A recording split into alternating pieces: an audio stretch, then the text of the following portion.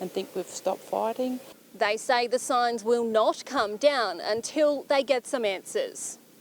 In flood-devastated Lismore, it's a mixture of loss and hope today. We see that in Vincent Mary Church, who rescued 50 people during the crisis but lost everything, and Queensland businessman Darren Nelson, who's just delivered more than 50 mattresses to those in need. And Vincent and Darren join us this afternoon. Vincent, let's start with you. So many rescues in your tinnie, and there were some people in serious trouble when you came along, weren't there? Yeah, it was quite an eventful day. Yeah, there was a few that really needed rescuing, so definitely some that if we didn't rescue them, they would have been in a pretty bad way, that's for sure. Despite those extraordinary efforts, you and your wife, you lost everything in the floodwaters, didn't you?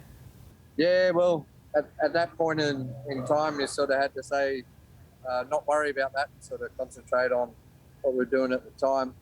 But yeah, the realisation when we come back to see all your belongings covered in mud, you have to throw it all out in the pile on the street for everyone to go through and throw out. It's sort of a bit of a kick in the guts, yeah.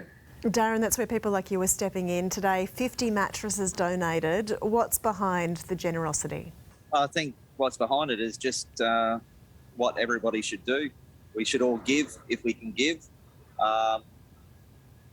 Coming down here today is just really raw. You see a lot of devastation, and you just see that what you're doing, that little bit, can help a lot of people.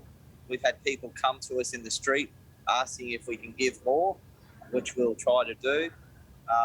Certainly meeting Vincent and recognising what he's done has been incredible, and just lucky enough he was on our list as well to give some mattresses too, and it's been brilliant to meet him. And really, it's just about helping other people. It's that's what we're trying to do.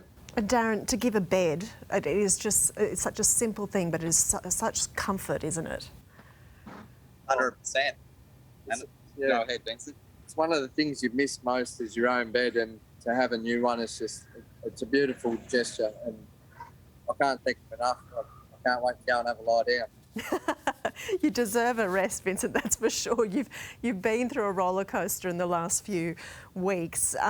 What does it mean to you beyond like just the mattress alone, but the influx of generosity and support?